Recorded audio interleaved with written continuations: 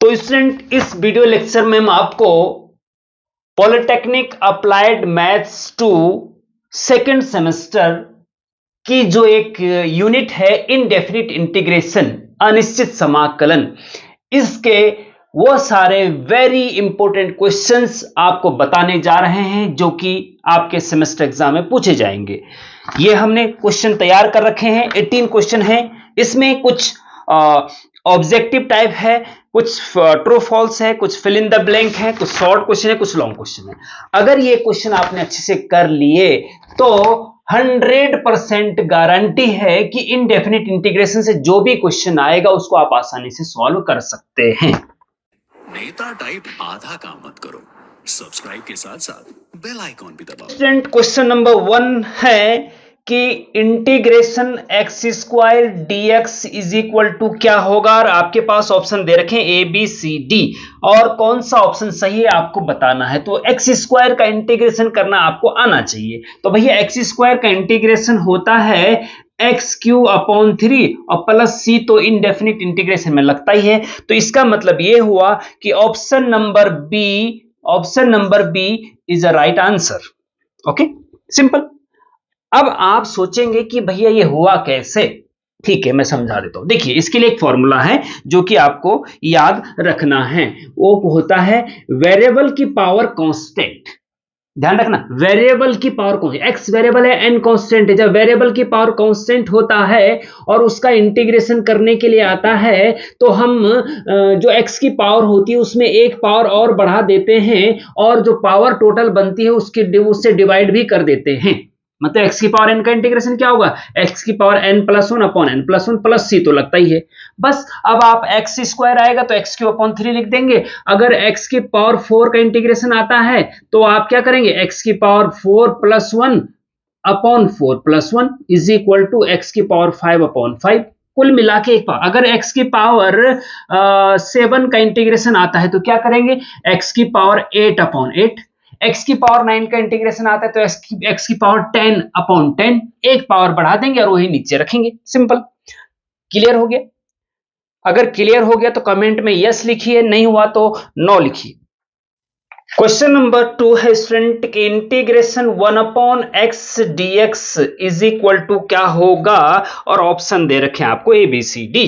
ठीक है, तो स्टूडेंट ये आपको 1 अपॉन एक्स जब भी आएगा, ध्यान रखना बहुत इंपॉर्टेंट चीज है कि अगर 1 अपॉन एक्स अपॉन में आया और एक्स की पावर केवल 1 है, ध्यान रखना एक्स की पावर केवल अगर 1 है नीचे में, तो 1 अपॉन एक्स का इंटीग्रेशन लॉग एक्स होता है। आपको याद रखना है, कुछ नहीं करना है, लॉग एक्स प्लस सी तो लगता ही है भैया इनडेफिनिट इंटीग्रेशन में। और इसमें यहां पे भी भैया option number B is a right answer, क्योंकि ऑप्शन नंबर बी में लिखा हुआ है ln और mod x plus C. ln x का मतलब होता है नेचुरल लॉग। ठीक है, तो ln मॉड एक्स या लॉग एक्स एक ही चीज होता है। तो option number B is a right answer. लेकिन ये ध्यान रखना कि 1 अपॉन एक्स की जगह पे अगर 1 अपॉन एक्स स्क्वायर हुआ तब इसका इंटीग्रेशन भैया लॉग एक्स स्क्वायर नहीं होगा, केवल 1 अपॉन। जब अपॉन में एक्स की पावर 1 होती है केवल तब उसका इंटीग्रेशन लॉग एक्स होता है। अगर एक्स स्क्वायर है अपॉन में तो उसको ऊपर ले जाना पड़ेगा, एक्स स्क्वायर की पावर -2 हो जाएगा। हाँ, ऊपर ले जाके -2 हो जाएगा। और एक्स स्क्वायर अब वेरिएबल की पावर कांस्टेंट हो गया, -2 कांस्टेंट है, एक्स वेरिएबल है, तब उसमें एक्स की पावर एन वाला जो क्वेश्चन नंबर 1 में हमने किया था, इसमें एक एक्स की पावर जो -2 है ना उसमें एक ऐड कर दिया जाता है और वही नीचे लिखा जाता है। मतलब -2 + 1 इज इक्वल टू एक्स की पावर -2 + 1 -1 हो जाएगा, अपॉन में -1 है ना। तो इसको ऐसे लिख सकते हैं, ये नीचे जाएगा तो 1 अपॉन -x आ जाएगा आंसर। इस प्रकार से ये लिख सकते हैं। लेकिन अगर 1 अपॉन एक्स है तब उसका इंटीग्रेशन करना है तो सीधा log x लिखेंगे। ऐसा नहीं करेंगे कि इसको -1 ऊपर ले जाओ, ऊपर नहीं ले जाएंगे, ऊपर ले जाएंगे तो गड़बड़ हो जाएगा, तब वो x की पावर n वाला फॉर्मूला नहीं लगेगा। हाँ, क्योंकि x की पावर n वाला फॉर्मूला अगर लगाएंगे तो x की पावर -n + 1 एक ऐड करते हैं ना, -1 + 1 इज इक्वल टू x की पावर क्या हो जाएगा, x की पावर 0 अपॉन -1 + 1 0 और x की power 0 1 upon 0 is equal to infinite, वो अनडिफाइंड हो जाता है। कहने का मतलब ये है कि अगर 1/x है, केवल x की पावर 1 है, तब log x होता है इंटीग्रेशन, और x की पावर 1 के अलावा कुछ भी पावर है, कुछ भी पावर है, तो फिर आपको x पावर n के तरीके से ही करना होगा। ध्यान देना स्टूडेंट, एक एक चीज को मैं इतने सही तरीके से डिफाइन कर रहा हूं कि आपका इनडेफिनिट इंटीग्रेशन का, अनिश्चित समाकलन का एक भी क्वेश्चन छूट नहीं पाएगा, चाहे आप किसी भी स्टेट के हो, बिहार के, यूपी के, उत्तराखंड के। इनडेफिनिट इंटीग्रेशन आपके अप्लाइड मैथ्स 2 में वेरी इंपॉर्टेंट यूनिट है, इसमें बहुत सारे क्वेश्चन पूछे जाते हैं। तो क्वेश्चन नंबर 3 देखिए स्टूडेंट, इसमें क्या बोल रखा है कि भैया इंटीग्रेशन x इंटू ई की पावर x dx जो है, इसको अगर सॉल्व करना है तो कौन सा मेथड लगेगा। Option A B C D दे रखे हैं। पहला ऑप्शन दे रखा सब्स्टिट्यूशन मेथड, दूसरा पार्ट मतलब बाय पार्ट मेथड होता है, हाँ, और तीसरा पार्शियल, चौथा डायरेक्ट। वैसे भी इंडेफिनिट इंटीग्रेशन या इंटीग्रेशन को कोई सा भी इंटीग्रेशन का क्वेश्चन हो, उसके सॉल्व करने के 4 मेथड हैं। एक है सब्स्टिट्यूशन मेथड, सबसे पहले तो डायरेक्ट मेथड, ठीक है, दूसरा सब्स्टिट्यूशन मेथड, तीसरा इंटीग्रेशन बाय पार्ट, और चौथा पार्शियल फ्रैक्शन। बस, इसके अलावा कुछ नहीं है। ये 4 मेथड अगर आपको अच्छे से समझ में आते हैं तो हर क्वेश्चन को आप सॉल्व कर सकते हैं, और इन चारों मेथड को बहुत अच्छे से हमने डिटेल वीडियो में बताया है, जिसकी कि इनडेफिनिट इंटीग्रेशन प्लेलिस्ट में आपको जाना पड़ेगा। अच्छा, तो स्टूडेंट ये चीज आपको समझनी पड़ेगी कि x इंटू ई की पावर x, दो फंक्शन है, एक x है, एक e की पावर x है, हाँ? दो फंक्शन है मल्टीप्लाई में। जब भी दो फंक्शन मल्टीप्लाई में होते हैं, first function into second function, तो उनका इंटीग्रेशन करना होता है, तो इसमें इंटीग्रेशन बाय पार्ट का फॉर्मूला लगता है भैया। क्या लगता है? Integration by part. तो इसमें ऑप्शन नंबर बी, भैया हर किसी क्वेश्चन का बी ही ऑप्शन आ रहा है, पार्ट सही आंसर होगा। बाय पार्ट होता है इंटीग्रेशन बाय पार्ट, लेकिन यहाँ पे पार्ट्स लिखा हुआ है, तो आप इसको ऑप्शन नंबर बी को टिक कर सकते हैं, ठीक है। अब x इंटू ई की पावर x का इंटीग्रेशन भी मैं बताना चाह रहा हूं आपको, जिससे कि आपको इंटीग्रेशन बाय पार्ट और अच्छे से समझ में आ जाए। बाय द वे ये क्वेश्चन आ जाए तो कैसे सॉल्व करेंगे, ठीक है। वैसे तो केवल मैं आंसर बताना तो ये हो गया था, लेकिन मैं समझा भी देता हूं क्योंकि बहुत इंपॉर्टेंट क्वेश्चन है, इसको सॉल्व करने के लिए भी आ सकता है। देखिए, इंटीग्रेशन बाय पार्ट को सॉल्व करने का तरीका है first function into second function. ध्यान देना, बहुत इंपॉर्टेंट क्वेश्चन है। तो इसमें क्या करते हैं, first function as it is रखते हैं, इंटू सेकेंड फंक्शन का इंटीग्रेशन करते हैं, फिर माइनस लगता है, और फिर बड़ा इंटीग्रेशन, फिर ब्रैकेट के अंदर फर्स्ट फंक्शन का डिफरेंशिएशन करते हैं, इंटू सेकेंड फंक्शन का इंटीग्रेशन करते हैं। First into second, first function as it is, second function का इंटीग्रेशन, माइनस बड़ा इंटीग्रेशन, उसके अंदर फर्स्ट फंक्शन का डिफरेंशिएशन, सेकेंड फंक्शन का इंटीग्रेशन, ठीक है। सेकेंड फंक्शन का हमेशा इंटीग्रेशन होता है, और फर्स्ट फंक्शन यहाँ एज इट इज होता है, यहाँ पे डिफरेंशिएशन होता है, और सेकेंड फंक्शन का इंटीग्रेशन यहाँ पे भी और यहाँ पे भी इंटीग्रेशन होता है, ठीक है। अब यहाँ पे फर्स्ट फंक्शन लग तो रहा है x, और सेकेंड फंक्शन लग रहा है e की पावर x, जो आगे है उसको फर्स्ट है। लेकिन इसके लिए भी स्टूडेंट एक तरीका है, आईलेट, आईलेट का फॉर्मूला, हाँ। I मतलब होता है इनवर्स ट्रिग्नोमेट्रिक फंक्शन, L मतलब लॉग वाला फंक्शन, A मतलब अलजेब्रिक एक्स स्क्वायर वगैरह वगैरह, T मतलब ट्रिग्नोमेट्रिक, E मतलब एक्सपोनेंशियल, ठीक है। जो e की पावर x है, इसको एक्सपोनेंशियल में आता है, सबसे बाद में आता है, और x वाला अलजेब्रिक फंक्शन है, तो a पहले है e बाद में है, तो x को फर्स्ट फंक्शन ही मानेंगे। अगर e की पावर x पहले लिखा होता तो उसको हम फर्स्ट नहीं मानते, फिर सेकंड ही मानते, आईलेट के अनुसार। फर्स्ट सेकंड फंक्शन आईलेट के अनुसार ही मानेंगे। अगर आपको एक लॉग वाला फंक्शन दे रखा है और एक इनवर्स ट्रिग्नोमेट्रिक फंक्शन, तो इनवर्स वाले को फर्स्ट फंक्शन मानेंगे, लॉग वाले को सेकंड मानेंगे। ध्यान रखना इस चीज का, बहुत इंपॉर्टेंट चीज बता रहा हूं, ठीक है। तो first function into second function solve करना हो तो कैसे करेंगे, तो first function as it is, x as it is, into second function का इंटीग्रेशन, e की पावर x का इंटीग्रेशन करेंगे, ठीक है। फिर माइनस का साइन है, बीच में बड़ा इंटीग्रेशन लगता है जैसे यहाँ पे, ठीक है। फर्स्ट फंक्शन का डिफरेंशिएशन, एक्स का डिफरेंशिएशन कर दे डायरेक्ट, एक्स का डिफरेंशिएशन, हाँ, एक्स का डिफरेंस 1 होता है इनटू सेकंड फंक्शन का इंटीग्रेशन, e की पावर x का इंटीग्रेशन e की पावर x ही होता है भैया, ध्यान रखना, इस चीज का ध्यान रखना, e की पावर x का इंटीग्रेशन e की पावर x ही होता है, ठीक है। Is equal to x into e की पावर x का इंटीग्रेशन e की पावर x ही होता है, डिफरेंशिएशन भी e की पावर x का e की पावर x ही होता है।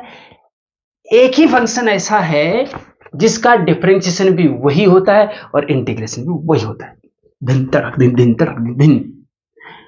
ओके, माइनस 1 इंटू e की पावर x होता है और e की पावर x का इंटीग्रेशन e की पावर x होता है, और प्लस c तो भैया इनडेफिनिट इंटीग्रेशन, अगर डेफिनिट होता तब प्लस c नहीं लगता, इनडेफिनिट इंटीग्रेशन प्लस c तो लगता ही है, क्योंकि इसीलिए तो उसका नाम इनडेफिनिट है, अनिश्चित है, क्योंकि c की वैल्यू कुछ भी हो सकती है भैया, इसलिए उसको अनिश्चित बोला जाता है। तो ये आपका आंसर आ जाएगा अगर इसको सॉल्व भी करना है तो। डिंग। कोई दिक्कत हो रही है तो कमेंट में पूछ सकते हैं। क्वेश्चन नंबर 4 देखिए स्टूडेंट कि इवेलुएट इंटीग्रेशन 2 की power x upon x square plus 1 dx। यहां पे ऑप्शन नहीं दे रखा है, इवेलुएट मतलब सॉल्व करना है इसको, ठीक है। छोटा क्वेश्चन है, ऑब्जेक्टिव टाइप समझो, 1 मार्क्स का है। तो कैसे सॉल्व, तो इसको सॉल्व करना है, integration 2x upon x square plus 1 dx। तो कैसे सॉल्व करेंगे, तो इसका अभी मैंने आपको बताया था कि भैया एक तो डायरेक्ट मेथड होता है और दूसरा जो है सब्स्टिट्यूशन मेथड, तीसरा बाय पार्ट मेथड और चौथा पार्शियल फ्रैक्शन मेथड। तो इसमें सबसे पहले हम डायरेक्ट से सोचते हैं, डायरेक्ट से लग नहीं रहा कहीं, और सब्स्टिट्यूशन से सोचते हैं, अगर नीचे वाले फंक्शन का डिफरेंशिएशन ऊपर मिल रहा है तो सब्स्टिट्यूशन मेथड लगा सकते हैं। एक्स स्क्वायर प्लस 1 का डिफरेंशिएशन करेंगे तो 2x, एक्स स्क्वायर का 2x आएगा, 1 का 0, 2x आ रहा है, डिफरेंशिएशन इसका 2x आ रहा है जो कि ऊपर है, तो इसका मतलब सब्स्टिट्यूशन मेथड से कर सकते हैं। तो हम क्या करते हैं student, let i is equal to, इसको i मानते हैं और इसको इक्वेशन नंबर 1 मानते हैं, ठीक है जी। अब हम क्या करते हैं, लेट या पुट बोल सकते, पुट, हाँ पुट, नीचे जो है एक्स स्क्वायर प्लस 1 है, इसको t मान लो, ठीक है, मान लिया टी, ओके मान लिया। अच्छा, अब जब टी मान लिया तो डिफरेंशिएशन बोथ साइड कर दो, इसका डिफरेंस एक्स के रिस्पेक्ट में एक्स स्क्वायर का 2x हो जाएगा और प्लस 1 का 0 हो जाएगा, 2x के साथ dx लग जाएगा और t का dt हो जाएगा, ठीक है student. Put x square plus 1 is equal to T, x square plus 1 is equal to T और 2x dx is equal to dt in equation first, therefore first implies, equation first में आपको x square plus 1 की जगह T रखना है और जो इसका डिफरेंशिएशन करके आएगा 2x dx उसकी जगह dt रखना है। तो कहने का मतलब ये है स्टूडेंट कि अभी जो इंटीग्रेशन है उसमें वेरिएबल x है, तो x के रिस्पेक्ट में ही इंटीग्रेशन होगा, dx है ना, और अगर इसको हमने t मान लिया तो पूरा का पूरा फंक्शन t में बदलना चाहिए और साथ साथ जो dx है उसकी जगह dt होना चाहिए, क्योंकि जब फंक्शन t में बदलेगा तो विद रिस्पेक्ट टू t ही तो इंटीग्रेशन होगा, है ना। तो हमें ऐसा नहीं होना चाहिए कि कहीं x दिख रहा कहीं t दिख रहा, ऐसा नहीं होना चाहिए। सब्स्टिट्यूशन मेथड में क्या है कि अगर किसी को t माना तो पूरा फंक्शन t में बदलना चाहिए, dx की जगह भी dt आना चाहिए, यहाँ तो खैर आना ही चाहिए फंक्शन में, ठीक है। तो देखो ये आ गया है इक्वेशन 1 में i इज इक्वल टू, ये सब हम रखेंगे तो 2x dx की जगह dt आएगा और 1 अपॉन एक्स स्क्वायर प्लस 1 की जगह t आएगा और 2x dx की जगह dt आएगा, खत्म। सारा का सारा फंक्शन t में बदल गया कि नहीं बदला, बताओ बदल गया ना, हाँ। तो और 1 अपॉन टी का इंटीग्रेशन भैया 1 अपॉन एक्स का log x होता है तो 1 अपॉन टी का log t होगा, log t प्लस सी करो, और t क्योंकि हमने अपनी तरफ से रखा था एक्स स्क्वायर प्लस 1 तो उसको वापस रख दो भैया, उधार ले रखा हमने वो, है ना, हाँ वो अपना मूल क्वेश्चन में नहीं था ना, हाँ इसलिए t की जगह वापस रख दो x square plus 1, x square plus 1 वापस रख दिया प्लस सी, और ये आपका फाइनल आंसर हो गया। दिन तड़क दिन दिन दिन दिन दिन दिन। समझ में आ रहा है तो प्रॉपर कमेंट में यस लिखते जाइए। क्वेश्चन नंबर 4 के आगे लिखो यस, क्वेश्चन नंबर 3 के आगे लिखो यस, और नहीं समझ में आ रहा है तो लिखो उसके आगे क्वेश्चन नंबर 4 के आगे नो, ठीक है, जिससे कि हम आपको समझ पाए कि आपको नहीं समझ में आ रहा है तो हम उसको अगले इसमें अच्छे से कुछ कर सकें या कमेंट में आपका समाधान निकाल सकें। और स्टूडेंट बड़े मेहनत से हम आपके लिए क्वेश्चन वीडियो लेक्चर तैयार करते हैं, तो आपका एक फर्ज बनता है कि लाइक का बटन जरूर दबा दें और अपने नियर एंड डियर को शेयर भी कर दें वीडियो का लिंक। और स्टूडेंट हमने व्हाट्सएप चैनल भी बना रखा है, वहां पे मैं सीरियल से वीडियो लेक्चर और क्वेश्चन पेपर के पीडीएफ्स भेजते रहता हूं, उसको नीचे लिंक है, उसको फॉलो कर दीजिए व्हाट्सएप चैनल को, जिससे कि आपको टाइम पे वीडियो लेक्चर और पीडीएफ मिलती रहे। क्वेश्चन नंबर 5 देखिए स्टूडेंट कि इंटीग्रेशन x की power n dx is equal to x की power n+1 upon x n+1 plus c n not equal to -1, ये ट्रू है या फॉल्स है ये बताना है स्टूडेंट। तो स्टूडेंट ये तो हम अभी जस्ट बता चुके हैं कि वेरिएबल की पावर कांस्टेंट अगर होता है तो इसका इंटीग्रेशन होता है x की power n+1 upon n+1 plus c लगता है, ठीक है। और ये चीज ध्यान तो रखना ही है कि n not equal to -1, n-1 नहीं होना चाहिए, क्योंकि n-1 अगर होता है, x की पावर -1 अगर होता है तो वो 1/x हो जाता है, और 1/x का इंटीग्रेशन जो होता है स्टूडेंट वो log x होता है, ठीक है। तो n-1 नहीं होना चाहिए, उसके अलावा कुछ भी हो सकता है, इनफाइनाइट नहीं होना चाहिए, और -1 नहीं, इनफाइनाइट तो अनडिफाइंड ऐसे हो जाता है। तो n का मान -1 नहीं होना चाहिए, उसके अलावा कुछ भी नंबर हो सकता है, उसका इंटीग्रेशन इसी मेथड से होगा, वेरिएबल की पावर अगर कांस्टेंट है तो, ठीक है, ये ध्यान रखना। तो ये ट्रू है भैया, TRUE, बस इतना लिखना है आपको और आपका 1 मार्क्स कंफर्म हो जाएगा जो भी है। क्वेश्चन नंबर 6 देखिए student, 3dx is equal to 3x² plus c है। अब ये बताना है भैया ये ट्रू है या फॉल्स है, बताइए कमेंट में पूछ के बताइए भैया। 3x देखिए, अगर मैं इसको सॉल्व करूं अलग से थोड़ा सा कि 3 का इंटीग्रेशन 3dx, ठीक है। चूंकि स्टूडेंट क्या होता है कि 3 कांस्टेंट है, और कांस्टेंट को इंटीग्रेशन से बाहर ला सकते हैं लेफ्ट साइड, तो 3 को हमने बाहर ला दिया, अंदर क्या बचेगा, अंदर 1 बचेगा, और dx तो रहेगा ही अपना, और 1 का इंटीग्रेशन, 3 तो अपनी जगह पे है ही, इंटू 1 का इंटीग्रेशन x होता है, x का डिफरेंशिएशन 1 होता है तो 1 का इंटीग्रेशन x होता है, 1 का इंटीग्रेशन होता है x, और प्लस c तो लगता ही है। तो ये हो गया आपका 3x प्लस c, इसका सॉल्यूशन है 3x प्लस c, लेकिन यहां पे इसका सॉल्यूशन दे रखा 3x² प्लस c, x² लगा दिया, ये गलत लगा दिया, इसका मतलब ये फॉल्स है ना, ट्रू फॉल्स बताना आपको, तो ये क्या है, फॉल्स है, बस मार्क्स मिल जाएगा आपको। समझ रहे, एक एक चीज को समझने की कोशिश करना, अगर आपने एक एक क्वेश्चन को अच्छे से समझने की कोशिश करी तो इनडेफिनिट इंटीग्रेशन से जो भी आपके एग्जाम में आएगा कम से कम लगभग आपका 25% केवल इनडेफिनिट इंटीग्रेशन से ही आएंगे क्वेश्चन, ठीक है। क्वेश्चन नंबर 7 है student, fill in the blank वाला question, formula of integration by part integration u into v dx is equal to क्या होता है वो लिखना है आपके आंसर में।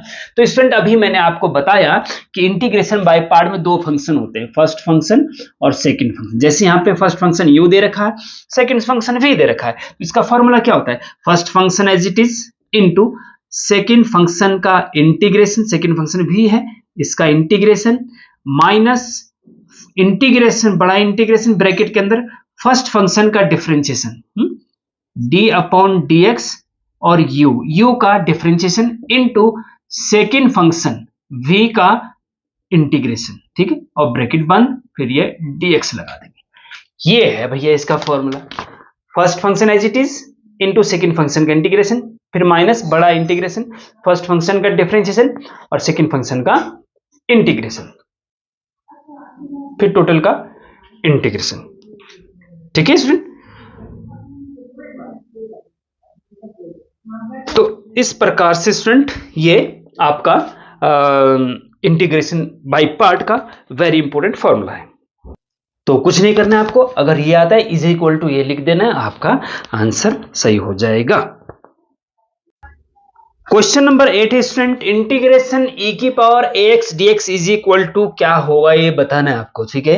तो e की पावर ax का, हाँ, e की पावर ax का इंटीग्रेशन होता है स्टूडेंट e की पावर ax अपॉन जो x का कोफिशिएंट होता है और डिवाइड में आता है, e की पावर ax अपॉन x का कोफिशिएंट क्या है a, तो अपॉन a आ जाएगा, ठीक है, प्लस c तो लगता ही है, ये ध्यान रखना बहुत इंपॉर्टेंट है। अभी मैंने पीछे आपको बताया कि e की पावर x एक ऐसा फंक्शन है जिसका इंटीग्रेशन भी e की पावर x ही होता है, ठीक। क्यों? क्योंकि यहाँ पे x का कोफिशिएंट 1 है, जब x का कोफिशिएंट 1 है तो e की पावर x अपॉन 1, जो कोफिशिएंट तो अपॉन में आता है, तो अपॉन में 1 लिखने का कोई मतलब नहीं होता, तो इसलिए e की पावर x होता है। अगर e की पावर 2x है तो इसका इंटीग्रेशन क्या होगा बताइए, e की पावर 2x अपॉन 2, x का कोफिशिएंट डिवाइड में आता है। अगर e की पावर 3x है तो e की पावर 3x अपॉन 3, e की पावर ax है तो e की power x upon a, simple, कुछ नहीं करना है, ठीक है। क्वेश्चन नंबर 9 देखिए स्टूडेंट, इंटीग्रेशन ब्रैकेट के अंदर 3x square plus 2x plus 1, ठीक है, इसका इंटीग्रेशन करना है। तो स्टूडेंट ये पूरा एक पॉलिनोमियल है, क्वाड्रेटिक पॉलिनोमियल बोल सकते हैं, जो भी बीच में प्लस यहाँ पे और यहाँ पे प्लस, तो मतलब ये जो पॉलिनोमियल है 3 भागों में बटा है, 3 टर्म है इसमें, 1 2 3, जब बीच में प्लस या माइनस होता है तो स्टूडेंट इंटीग्रेशन प्रॉपर्टी है कि इसका इंटीग्रेशन अलग प्लस फिर इसका इंटीग्रेशन अलग प्लस फिर इसका इंटीग्रेशन अलग अलग कर सकते हैं, बस ये समझ में अगर आ गया तो हो गया काम। पहले 3x स्क्वायर का इंटीग्रेशन करो, dx लगाओ, फिर प्लस का साइन है, फिर 2x का इंटीग्रेशन, 2x का इंटीग्रेशन और dx, फिर प्लस का साइन है, 1 का इंटीग्रेशन dx, हाँ, इंटीग्रेशन 1 dx, ठीक है।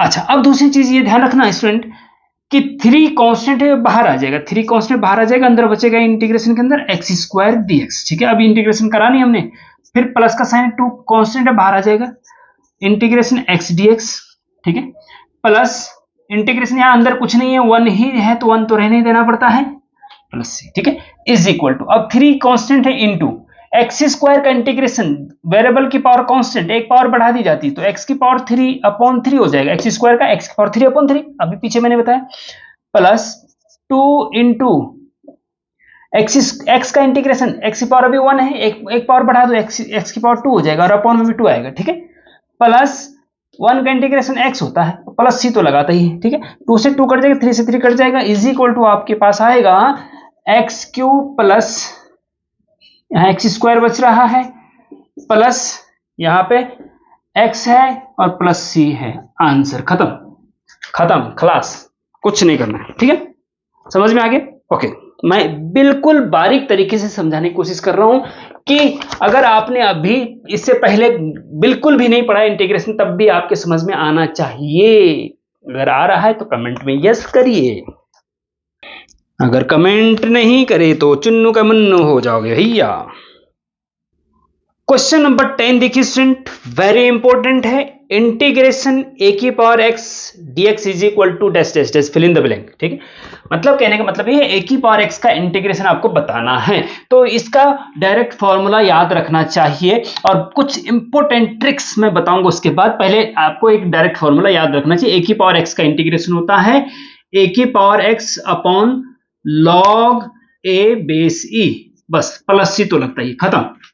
ए की पावर एक्स का इंटीग्रेशन ए की पावर एक्स अपॉन लॉग ए बेस सी होता है, खत्म, ये याद रखना आपको, ठीक है। अब देखिए स्टूडेंट, एक चीज मैं बहुत इंपॉर्टेंट चीज बताना चाह रहा हूं कि एक होता है वेरिएबल की पावर कांस्टेंट, ठीक है, एक्स की पावर एन, एक होता है कांस्टेंट एन की पावर एक्स, कांस्टेंट की पावर वेरिएबल, एक होता है कांस्टेंट की पावर कांस्टेंट, एन की पावर एन मतलब कांस्टेंट की पावर कांस्टेंट, एक होता है वेरिएबल की पावर वेरिएबल एक्स की पावर एक्स। अब इनका इंटीग्रेशन बताओ क्या होगा जी, dx लगाओ, कोई बात नहीं, dx लगाओ, यहां पे भी dx लगाओ, यहां पे भी dx लगाओ, कोई दिक्कत नहीं, ठीक है। x की पावर n, वेरिएबल की पावर कांस्टेंट, x की पावर n का इंटीग्रेशन अभी मैंने बताया आपको कि x की power n plus 1 upon n plus 1 होता है, प्लस सी तो लगता ही, ठीक है। n की पावर x कांस्टेंट की पावर वेरिएबल, उसका इंटीग्रेशन क्या होगा बताइए। बहुत इंपॉर्टेंट चीज बता रहा हूं, कांस्टेंट की पावर वेरिएबल। यहां पे आप देख रहे हैं a की पावर x, a कांस्टेंट है ध्यान रखना, और x वेरिएबल है, क्योंकि dx है ना, जब dx है तो x वेरिएबल है, dy है तो y वेरिएबल है। a की पावर x में a कांस्टेंट है, x वेरिएबल है, तो कांस्टेंट की पावर वेरिएबल, यह भी कांस्टेंट की पावर वेरिएबल है, n की पावर x या a की पावर x, एक ही बात है, n की जगह a है बस, n भी कांस्टेंट है, a भी कांस्टेंट है, तो सेम फॉर्मूला ये वाला लगेगा। n की पावर x का इंटीग्रेशन क्या होगा बताइए, आप इसके आधार पे बताइए मुझे। जब a की पावर x का ये होता है तो n की पावर x का क्या होगा भैया, n की power x upon log n base e होगा, a की जगह पे n है, बस खत्म बात, ये याद रखना पड़ेगा आपको, ठीक है। हाँ, और अब तीसरा चलते हैं, n की पावर n कांस्टेंट की पावर कांस्टेंट, कांस्टेंट की पावर कांस्टेंट का इसका इंटीग्रेशन क्या होगा। कांस्टेंट की पावर कांस्टेंट का इंटीग्रेशन क्या होगा स्टूडेंट, देखिए कांस्टेंट की पावर कांस्टेंट पूरा कांस्टेंट ही होता है, तो वो तो बाहर आ जाता है, n की पावर n, अंदर क्या बचेगा 1 बचेगा, तो कहने का मतलब n की पावर n इंटू 1 का इंटीग्रेशन x होता है प्लस c, खत्म, ये इसका इंटीग्रेशन ही हो जाएगा। x की पावर x का इंटीग्रेशन करना है तो इसमें पहले आपको log लेना पड़ेगा, थोड़ा सा ये लेंथी प्रोसेस है, लेकिन मैं आपको समझाना चाह रहा था, ये तीन अगर आपने समझ लिए तो आपको इजी हो गया कि वेरिएबल की पावर कांस्टेंट और कांस्टेंट की पावर वेरिएबल, ये दो इंपॉर्टेंट है। हाँ? इन दो में केवल ये ध्यान रखना है कि x पावर n में ये होगा और n की पावर x में ये होगा। अब एक चीज और मैं बताना चाह रहा हूं कि e की पावर x भी, तो e भी कांस्टेंट है, x वेरिएबल है, a की पावर x भी, हाँ, एक constant x variable, e constant x variable, तो ये भी तो कांस्टेंट की पावर वेरिएबल है, तो ऐसे फॉर्मूला होना चाहिए था, बिल्कुल होना चाहिए भैया। तो e की पावर x का क्या हो जाएगा, a की जगह ये होगा बस, e की power x upon log e base e plus c, e की power x upon log e base c की वैल्यू 1 होती है, ध्यान रखना, log e और बेस e ये दोनों अगर सेम होते हैं तो उस log की वैल्यू 1 होती है, log की प्रॉपर्टी है ये, तो ये 1 हो जाएगा plus c is equal to e की पावर x प्लस c।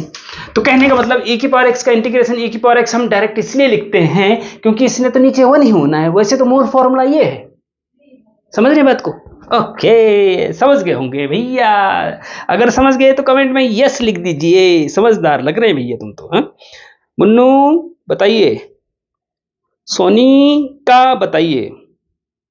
तो question number 11 student, integration 1/√1 minus x square dx is equal to s लिखा हुआ है, हमने बताना है कि क्या होगा। तो स्टूडेंट इसका होता है sine inverse x plus c answer, बस आपको ऐसा लिख देना है, आपको आंसर मिल जाएगा पूरा पूरा, ठीक है, न मार्क्स मिल जाएगा पूरा पूरा। लेकिन ये होता क्या है भैया, देखिए वैसे मूल फॉर्मूला क्या है, मूल formula student 1/√a square minus x square dx, ठीक है, 1/√a square minus x square dx is equal to होता है sine inverse x upon a। ये फॉर्मूला है, बहुत इंपॉर्टेंट फॉर्मूला है, आप डिटेल वीडियो लेक्चर में हमारे ऐसे फॉर्मूले आप बहुत सारे देखेंगे, और सारे भी हैं। एक बहुत important 1 plus x square dx बहुत ज्यादा पूछा जाता है, ये है tan इनवर्स x का। यही अगर 1/a square plus x square हो और इसका इंटीग्रेशन हो तो 1/a tan inverse x upon a, ये बहुत ज्यादा पूछा जाता है। मूल रूप से फॉर्मूला ये है 1/a square plus x square dx is equal to 1/a tan inverse x upon a। अगर a की जगह 1 रख दिया तो सिंपल tan इनवर्स x हो जाता है, ठीक है। यहाँ पे a है तो sin inverse x upon a की जगह 1 है तो sin इनवर्स x हो जाता है, सिंपल, ठीक है। प्लस c तो भैया लगता है इंडेफिनिट इंटीग्रेशन में, जैसे प्लस यहाँ लगाया है आप यहाँ पे भी लगा सकते हैं, या लगाना चाहिए, सकते नहीं लगाना चाहिए, ओके। तो ये हो गया है, इस प्रकार के और सारे भी बहुत सारे फॉर्मूले हैं, हम इसका यहाँ पे डिटेल में बहुत इंपॉर्टेंट वाला मैंने बता दिया है, और डिटेल वीडियो लेक्चर आप देख सकते हैं अगर आपको समझना है और फॉर्मूले भी। तो हम question number 12 student, integration 1/3 3x की power 4 dx is equal to क्या होगा, dash dash dash fill in the blank. ठीक है स्टूडेंट, हम एक ऐसी बुक आपके लिए लाने वाले हैं पॉलिटेक्निक अप्लाइड मैथ्स की, जिसमें केवल और केवल वेरी वेरी इंपॉर्टेंट क्वेश्चन होंगे हर चैप्टर के, जो कि आपके एग्जाम में आने वाले हैं। और साथ साथ उसमें क्या होगा कि हर क्वेश्चन के आगे QR कोड होगा। अगर आपको क्वेश्चन का सॉल्यूशन वहां पे दे रखा होगा, समझ में नहीं आता है, तो QR कोड को स्कैन करके वीडियो खुल जाएगी डायरेक्ट, और उस क्वेश्चन की वीडियो आप देख सकते हैं, जो भी 2 मिनट की 3 मिनट की हो, उसको देख करके पूरा जो क्वेश्चन आपको सिंपल बुक में समझ में नहीं आ रहा, वहां पे इजीली और बहुत क्लियर तरीके से समझ में आ जाएगा। और अगर आप लोग चाह रहे हैं कि इस प्रकार की बुक बिल्कुल होनी चाहिए, तो कमेंट में जरूर लिखें बुक, केवल बुक लिखें कि बुक, बस मैं समझ जाऊंगा कि आपकी डिमांड है। अब इसको सॉल्व करना है क्वेश्चन नंबर 12 को, तो भैया देखो 3 कांस्टेंट 1/3, हाँ, तो ये बाहर आ जाएगा, 1/3 कांस्टेंट हो गया तो बाहर आ जाएगा, अंदर क्या बचेगा 1/x की पावर 4 dx बचेगा। ठीक है स्टूडेंट, लेकिन अपॉन में अगर केवल x है, x की पावर 1 है, तब तो 1/x का log x होता है, लेकिन अगर कुछ 1 के अलावा कुछ और पावर है तो उसको ऊपर ले जाना पड़ता है। ध्यान रखना भैया, ऊपर ले जाना पड़ता है, ऊपर इतना ऊपर नहीं कि भगवान के पास, थोड़ा ऊपर, हाँ, डिनोमिनेटर से न्यूमरेटर में ले जाना पड़ता है, बस, और कुछ नहीं करना है। तो इन 1/3 बाहर रहेगा और इंटीग्रेशन इस x की पावर 4 को यहां ऊपर ले जाएंगे तो x की पावर -4 हो जाएगा, हाँ, dx। ऊपर ले जाने पे साइन चेंज हो जाता है, ऊपर ले जाने पे तो लिंक भी चेंज होता है शायद, जब भगवान के पास जाता है ना, कुछ और बन जाते हैं ना। ठीक है, तो x की पावर -4 dx,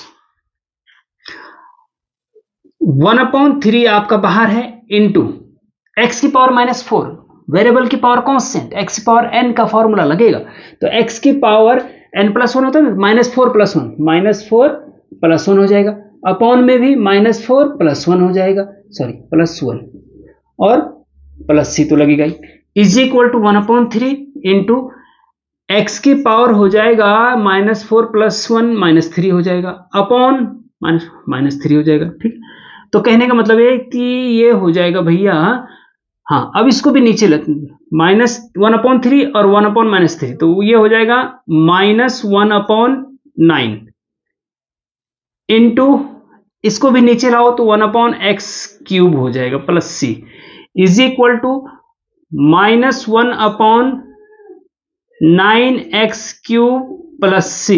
फाइनल आंसर ये आ जाएगा आपका, बस। ठीक है, तो इस प्रकार से स्टूडेंट ये बहुत इंपॉर्टेंट क्वेश्चन है। तो ये आपका सेक्शन ए हो गया है, छोटे क्वेश्चन। अब हम छोटे से थोड़ा, ये तो ऑब्जेक्टिव टाइप क्वेश्चन थे, फिल इन द ब्लैंक थे, अब हम चलते हैं शॉर्ट क्वेश्चन पे, उसके बाद चलेंगे लॉन्ग क्वेश्चन पे। ठीक है student, question number 13 student, define indefinite integration with an example. ठीक है, तो इसको मुझे यहां पे समझाने की जरूरत नहीं है, आप इसको इनडेफिनिट इंटीग्रेशन क्या होता है एक एग्जांपल लिख सकते हैं। क्वेश्चन नंबर 14 है student, integration x into cos bracket में x² dx। ठीक है, इसको सॉल्व करना है आपको, हम इसको सॉल्व करना है, तो क्या करेंगे, देखिए x into cos x² dx, x एक अलग फंक्शन है, और एक हिसाब से देखा जाए first function second function by part लग सकते हैं यहाँ पे, लेकिन देखिए स्टूडेंट, मैं आपको ये बताना चाहता हूं कि जब भी आप किसी क्वेश्चन का इंटीग्रेशन करें, बहुत ध्यान देना, बहुत इंपॉर्टेंट चीज बता रहा हूं, उसके तरीके हैं कि सबसे पहले आप डायरेक्ट मेथड से कोशिश करें। ठीक, अगर डायरेक्ट से ना हो तब बाय सब्स्टिट्यूशन मेथड से कोशिश करें। ठीक है, प्रतिस्थापन विधि, हाँ, अगर इससे ना हो फिर थर्ड बाय पार्ट से कोशिश करें। ठीक है, अगर इससे भी ना हो तब चौथा है बाय पार्शियल फ्रैक्शन।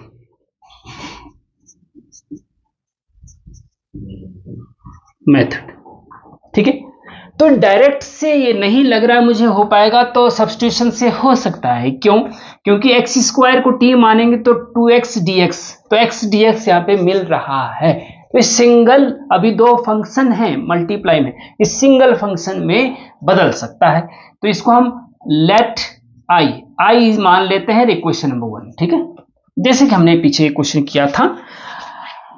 अब यहां पे लिखेंगे put x square is equal to T implies differentiation both side x square का 2x dx is equal to T का dt एम्प्लाइज x 2 तो है नहीं, तो x dx है, x dx तो 2 इधर ले जाओ, x dx is equal to dt upon 2 in equation first. Equation first में एक्स स्क्वायर की जगह टी रखो और x dx की जगह dt बटे 2 रखो। Therefore 1 implies I is equal to integration, देखिए पहले इसका देखो, cos एक्स स्क्वायर की जगह क्या रखना है, t रखना है, इंटू एक्स dx, इसको एक साथ लो, हाँ, x dx की जगह क्या रखना है, dt बटे 2 को आप जो है वो बाहर ला सकते हो 1/2, क्योंकि इंटीग्रेशन के बाहर आ जाएगा। 1/2 कांस्टेंट है, इंटीग्रेशन के बाहर रख सकते हैं, यहाँ पे नहीं रख करके यहाँ पे रखो। ठीक है, अब देखो student, cos t single function बन गया ना, तो सारे के सारे x t में बदल गए और dt भी आ गया। जब भी आप सब्स्टिट्यूशन मेथड्स, प्रतिस्थापन विधि, मतलब x की जगह कुछ और वेरिएबल रखना, तो सारा का सारा फिर दूसरा वेरिएबल आना चाहिए, x की जगह सारे के सारे d आना चाहिए। ठीक है, आगे t, और सिंगल वेरिएबल में भी चेंज हो गया, सिंपल। अब तो भैया 1/2 इंटू cos t का इंटीग्रेशन क्या होता है, sin t, देखो जैसे sin x का डिफरेंशिएशन cos x होता है, sin x का डिफरेंशिएशन क्या होता है, cos x, और इंटीग्रेशन क्या होगा, माइनस cos x। ठीक है, और cos x का इंटीग्रेशन होता है sin x, cos x का इंटीग्रेशन होता है sin x, तो cos t का sin t होगा, क्या होगा, sin t, याद रखना पड़ेगा भैया, sin t का इंटीग्रेशन भी याद होना चाहिए, cos t का भी याद होना। ठीक है, तो cos t का sin t होता है, और प्लस c तो भैया लगता ही है, is equal to 1/2 cos, sorry, sin t हमने उधार ले रखा है, t एक्स स्क्वायर था तो वापस एक्स स्क्वायर रख दीजिए, प्लस c, आपका ये आंसर हो जाएगा। ठीक है, शॉर्ट क्वेश्चन है, बहुत इंपॉर्टेंट है, अच्छे से कर लीजिए। समझ में आ गया तो कमेंट में यस जरूर लिख दीजिए। तो next question, question number 15 student, integration log x dx को सॉल्व करना है। मतलब कहने का मतलब यह है कि log x का इंटीग्रेशन निकालिए। तो भैया क्या होगा, अब कुछ स्टूडेंट क्या होंगे मूड बुद्धि वाले, वो log x का इंटीग्रेशन लिख देंगे 1/x, खत्म बात, और लिख देंगे आंसर। जबकि log x का डिफरेंशिएशन, जो log x होता है ना, उसका डिफरेंशिएशन होता है 1/x, और 1/x का इंटीग्रेशन होता है log x। डिफरेंशिएशन का उल्टा इंटीग्रेशन होता है ना, जब log x का डिफरेंशिएशन 1/x है तो 1/x का इंटीग्रेशन log x होता है। ठीक है, log x 1/x का तो log x होता है, log x का डिफरेंशिएशन 1/x होता है, लेकिन log x का इंटीग्रेशन क्या होता है नहीं पता, और नहीं पता क्या होता ही नहीं है डायरेक्ट इंटीग्रेशन। log x का डिफरेंशिएशन तो होता है डायरेक्ट, लेकिन log x का डायरेक्ट इंटीग्रेशन नहीं होता है। तो भैया क्या होगा, भैया इंटीग्रेशन तो पूछ रखा है भाई, इसका log x का इंटीग्रेशन करो, कैसे करेंगे जब डायरेक्ट होता ही नहीं है। तो भैया ऐसे करेंगे कि is equal to log x into 1 और dx। हमने log x में 1 का मल्टीप्लाई अपनी तरफ से कर दिया, 1 का मल्टीप्लाई करने से 1 इंटू log x ही होता है, कोई फर्क नहीं पड़ता है, हाँ? कोई फर्क नहीं पड़ता है ना, तो कोई फर्क नहीं पड़ता, तो लिख दिया आपने। अब हम क्या करेंगे, अब इसमें दो फंक्शन होंगे, एक तो हो गया फर्स्ट फंक्शन log x, एक हो गया सेकेंड फंक्शन 1, फर्स्ट फंक्शन और सेकेंड फंक्शन। और स्टूडेंट 1 आता है एल्जेब्रिक फंक्शन में, एक्स स्क्वायर या 1, लॉग एक्स आता है लॉगरिथम फंक्शन में। ILATE के हिसाब से, आइलेट के हिसाब से लॉग पहले आता है, एल्जेब्रिक बाद में आता है, लॉग पहले आता है, एल्जेब्रिक बाद में आता है। तो फर्स्ट फंक्शन लॉग को मानो, सेकंड फंक्शन को 1 मानो। और दूसरी चीज ये भी है कि जब इंटीग्रेशन बाय पार्ट लगता है ना फर्स्ट सेकंड फंक्शन वाला, तो फर्स्ट फंक्शन का हमेशा डिफरेंशिएशन होता है, इंटीग्रेशन होता ही नहीं उसका, तो डिफरेंशिएशन तो इसका है भैया 1/x। समझ गए? बहुत इंपॉर्टेंट क्वेश्चन है, ध्यान रखना। चलिए करते। तो बाय पार्ट लगाई इसमें, first function as it is मतलब log x as it is, into second function का इंटीग्रेशन, 1 का इंटीग्रेशन x होता है भैया, हम डायरेक्ट लिख दे रहे हैं, ठीक है, minus integration of first function का डिफरेंशिएशन कर दो भैया, 1 log x का डिफरेंशिएशन 1/x होता है, इनटू 1 का इंटीग्रेशन कर दो, सेकंड फंक्शन का इंटीग्रेशन होगा ना तो वो x हो जाएगा, और बी ए बंद, और dx x आगे लिख सकते हैं आप, x इंटू लॉग एक्स, ठीक है, फिर माइनस का साइन, यहां x x कट जाएगा, 1 बचेगा, तो 1 का इंटीग्रेशन करना है, 1 का इंटीग्रेशन x होता है, प्लस सी तो लगाना है, आंसर खत्म बात। बस केवल यहां पे आपको थोड़ा सा समझना है। समझ रहे हैं बात को? समझ में आ रहा है तो कमेंट में यस लिख दीजिए। चुन्नू मुन्नू, मोनिका, सोनिका सब लिखो। अंजलि, सुंदर, मयंकराज, ध्यान से पढ़ाई करिए, ध्यान से, ध्यान सिंह। अब जो स्टूडेंट क्वेश्चन नंबर 16 है, resolve into partial fraction and integration. Partial fraction का क्वेश्चन भी है, हाँ, इसको बताएंगे तो पार्शियल फ्रैक्शन आपका क्लियर हो जाएगा, बहुत इंपॉर्टेंट है। Question number 16, resolve into partial fraction and integrate. ठीक है, पहले इस फंक्शन को पार्शियल फ्रैक्शन में बदलना है, फिर उसका इंटीग्रेशन करना है। ठीक है स्टूडेंट, बहुत इंपॉर्टेंट क्वेश्चन है। बाय सब्स्टिट्यूशन भी इसमें आ चुका है, बाय पार्ट भी हमारा बहुत सारे क्वेश्चन बता चुके हैं। पार्शियल फ्रैक्शन से इंटीग्रेशन कैसे करते हैं इससे आपको क्लियर हो जाएगा। ठीक है, ओके। पार्शियल फ्रैक्शन हमने स्टूडेंट आपको पार्शियल फ्रैक्शन फर्स्ट सेमेस्टर में आपको पार्शियल फ्रैक्शन का ही स्पेशल वीडियो चैप्टर था, उसमें हमने बताया था। तो पहले इसको पार्शियल फ्रैक्शन में बदलना पड़ेगा। हाँ, वो कैसे बदलते हैं इसको मैं जरा अलग से आपको थोड़ा सा 3x + 1 upon x square minus 1 is equal, देखो एक्स स्क्वायर माइनस 1 को आप एक्स स्क्वायर माइनस 1 का स्क्वायर भी लिख सकते हैं। ठीक है, तो ये हो जाएगा 3x + 1 upon x square minus 1 का स्क्वायर, ए स्क्वायर माइनस बी स्क्वायर, तो a + b मतलब x + 1 और x - 1, a - b फॉर्म लगेगा। ठीक है, फिर इसको क्या करेंगे, दिस अपॉन, इनको अलग अलग करते हैं। हाँ, एक बार x + 1 फिर प्लस एक बार x - 1। ठीक है, यहाँ पे a रखते हैं, यहाँ पे b रखते हैं, क्योंकि नीचे लीनियर फंक्शन है तो ऊपर कांस्टेंट आता है। ठीक है, दोनों को अलग अलग कर दिया। ओके, हाँ ठीक है। तो कहने का मतलब ये है, इसकी जगह पे आप ये लिख सकते हैं। हाँ, लिख सकते हैं। तो कैसे, अच्छा दूसरी बात ये है कि अब हमें a और b की वैल्यू निकालनी होती है। a और b की वैल्यू कैसे निकालेंगे, तो कैसे निकालेंगे, चलो सॉल्व भी कर देते हैं पूरा, पार्शियल फ्रैक्शन से कैसे सॉल्व करते हैं। फिर हम क्या करते हैं कि इसका मल्टीप्लाई है, इसका मल्टीप्लाई अपॉन में नीचे का मल्टीप्लाई, इससे पूरा कट जाता है, तो हमारे पास ऊपर वाला 3x + 1 बचता है। या फिर देखो कुछ नहीं करना है, ये जो है यहाँ लेफ्ट साइड में जो नीचे, उसको इधर मल्टीप्लाई कर दो, a के साथ भी जाएगा b के साथ भी जाएगा। अगर ये a के साथ जाएगा तो a के साथ नीचे वाले से कट जाएगा, a के साथ ये बचेगा x - 1। ठीक है, प्लस b के साथ अगर ये जाएगा तो x - 1 से x - 1 कट जाएगा, तो x + 1 बचेगा। ठीक है, इसको इक्वेशन नंबर 1 मानो, इसको इक्वेशन नंबर 2 मानो, अलग से सॉल्व करने के लिए। हाँ, तब हम सीधे डायरेक्ट यहाँ रखेंगे, a और b की वैल्यू निकालेंगे कुल मिला के। ठीक है, अब एक बार a के नीचे वाले को 0 रखो, put x + 1 = 0 implies x is equal to -1 in equation second.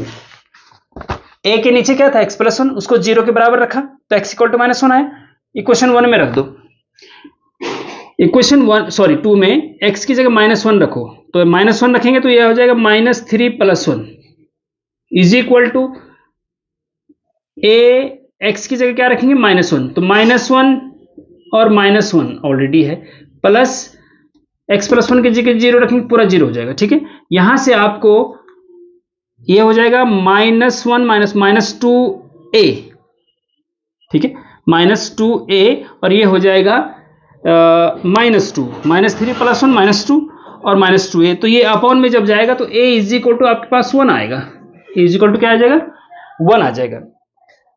And अब हम b की वैल्यू निकालेंगे तो b के नीचे का जीरो रखो, b के नीचे है x - 1, इसको जीरो के बराबर रखो, एम्प्लाइज x इक्वल टू क्या हो जाएगा, 1 हो जाएगा इन इक्वेशन 2। इक्वेशन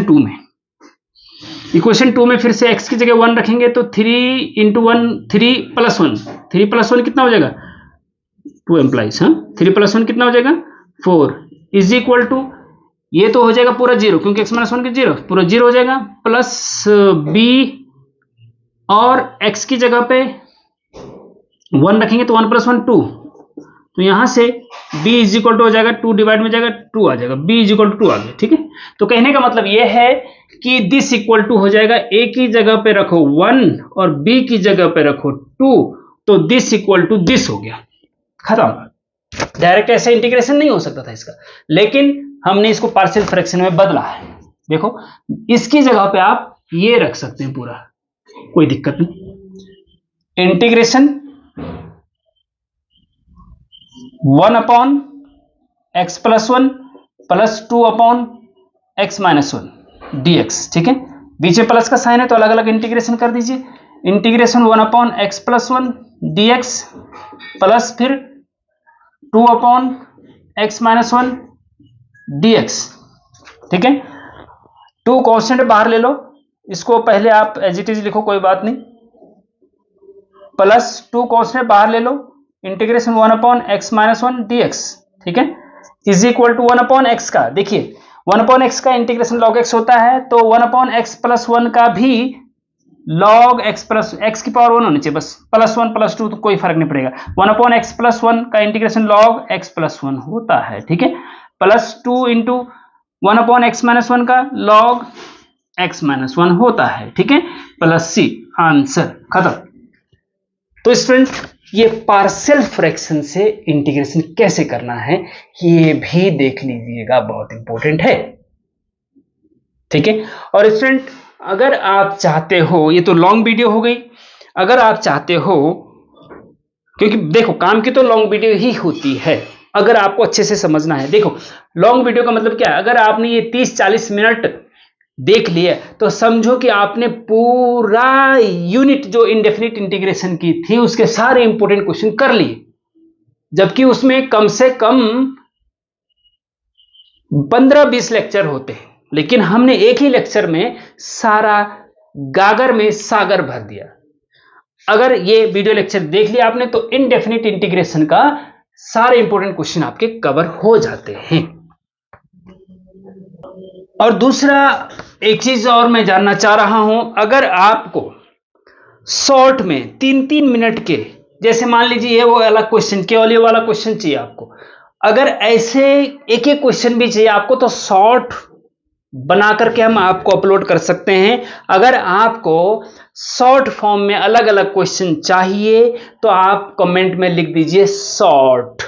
अगर आपने शॉर्ट लिख दिया तो मैं शॉर्ट में भी इन क्वेश्चंस को आपको डाल दूंगा, जिससे कि आपको केवल वही क्वेश्चन आप पढ़ें जो आपको चाहिए। ओके स्टूडेंट, तो मिलते हैं फिर नेक्स्ट लेक्चर में। इसमें सेक्शन सी में 2-3 क्वेश्चन और थे जो कि बहुत इंपॉर्टेंट है लॉन्ग क्वेश्चन के हिसाब से। ये अभी इसमें थोड़ा ज्यादा लॉन्ग वीडियो हो गई है, तो इसको हम नेक्स्ट वीडियो में बताएंगे। ठीक है स्टूडेंट, तब तक के लिए जय हिंद, जय Bharat, best of luck all polytechnic applied maths students.